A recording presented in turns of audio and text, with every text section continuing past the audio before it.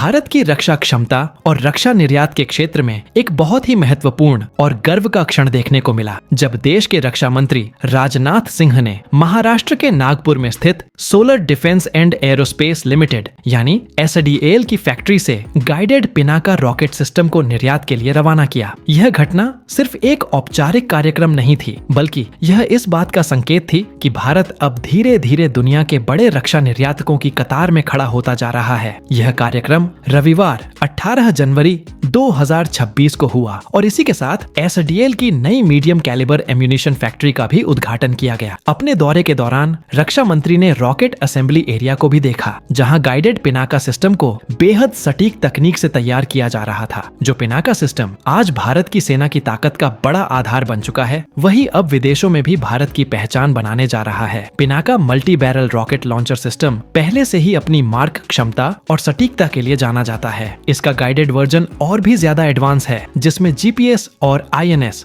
यानी satellite navigation system की मदद से लक्ष्य को बहुत सटीक तरीके से भेदा जा सकता है। इसकी मारक क्षमता लगभग 75 किलोमीटर तक मानी जाती है। अब इसी सिस्टम को आर्मेनिया जैसे दोस्त देश को निर्यात किया जा रहा है, जो अपने आप में भारत के लिए एक बड़ी कूटनीतिक और रणनीतिक उपलब्धि है। अपने भाषण में राजनाथ सिंह ने कहा कि यह फैक्ट्री और यहाँ से शुरू हुआ पिनाका का निर्यात भारत के रक्षा उद्योग की क्षमता को दिखाता है। उन्होंने यह भी बताया कि कई और देश भी इस स्वदेशी सिस्टम में रुचि दिखा रहे हैं। उनका कहना था कि यह सिर्फ एक फैक्ट्री या एक कंपनी की सफलता नहीं है, बल्कि यह पूरे भारतीय रक्षा उद्योग की ताकत का प्रमाण है। उन्होंने यह भरोसा भी जताया कि आने वाले कुछ महीनों में सभी जरूरी परीक्षण पूरे होने के बाद गाइडेड पिनाका भारतीय सेनाओं के लिए एक मजबूत और भरोसेमंद ढाल साबित होगा। उन्होंने एसडीएल की तारीफ करते हुए कहा कि यह निजी क्षेत्र की इकाई नए जोश, नई ऊर्जा और नए आत्मविश्वास के साथ देश की आत्मनिर्भरता के लिए काम कर रही है। राजनाथ सिंह ने इस मौके पर भारत के रक्षा उत्पादन क्षेत्र की पुरानी स्थिति को भी याद किया। एक समय ऐसा था जब रक्षा क्षेत्र पूरी तरह से सरकारी कंपनियों पर ही निर्भर था और निजी कंपनियों की भागीदारी को लेकर कई तरह की शंकाएं थीं, लेकिन बीते कुछ सालों में सरकार की नीतियों और सुधारों की वजह से निजी कंपनियों को आगे आने का मौका मिला और आज उसका नतीजा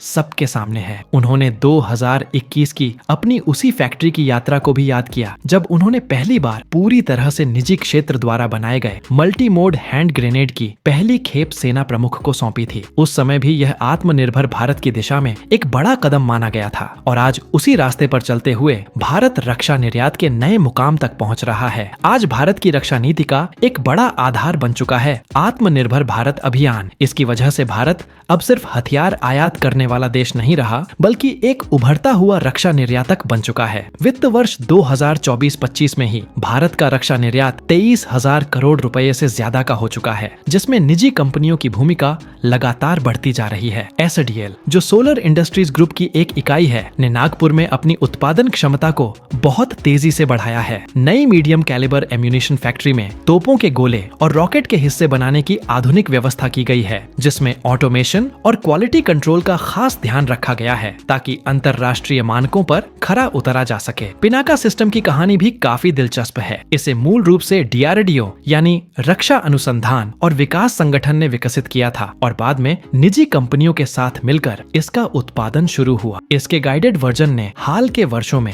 अपनी सटीकता और भरोसेमंद प्रदर्शन से सबको प्रभावित किया है। ऑपरेशन सिंदूर में इसके कुछ वेरिएंट्स की भूमिका को भी काफी अहम माना जाता है, जहां इसने दुश्मन के ठिकानों पर सटीक प्रहार करने में मदद की थी। आने वाले समय में जब भारत 2029 तक 50,000 करोड़ रुपए के रक्षा निर्यात का लक्ष्य लेकर चल रहा है, तब पिनाका जैसे स्वदेशी सिस्टम और एसडीएल जैसी कंपनियां इस सपने को हकीकत में बदलने में बहुत बड़ी भूमिका निभाने वाली हैं।